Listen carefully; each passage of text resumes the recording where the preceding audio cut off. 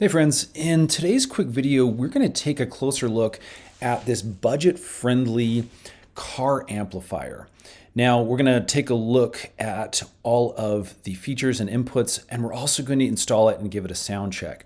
Now, again, this is a very budget-friendly amp, but it does include a ton of features. It has 4 channels and a 1200 watt total peak. Now you can see on the back here we have filter controls and gain controls on the left and right. And we even have a high level input down there, that white little box on the bottom that you can see, as well as input mode, 2-channel or 4-channel. All right, guys, let's go ahead and take a look at the install here. I do have it loose because I do need to make those adjustments to set my speaker tones exactly where I want them.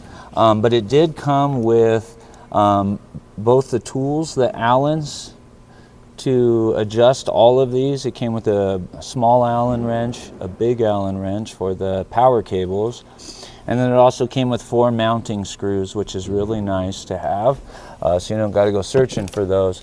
So I got it all hooked up here. Let's go ahead and I'm going to turn it on and we're going to check it out. All right, so I got some Christmas music playing because it's Christmas time off the radio, and I got all 4 of my speakers are working, and they sound really clean. They sound really good. It does have a power light that comes on letting you know that the amp is on and working. So I'll have to do another voiceover here just to avoid copywritten music, but everything really did sound great. So happy that my installer was able to get this set up in this truck.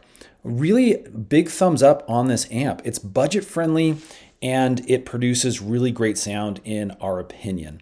So if you'd like to grab one for yourself, you can find it right here on Amazon. We'll also put some links in the description box below if you'd like to pick it up there. Stay tuned, we got a ton more product reviews, DIY installs to help make your life just a little easier.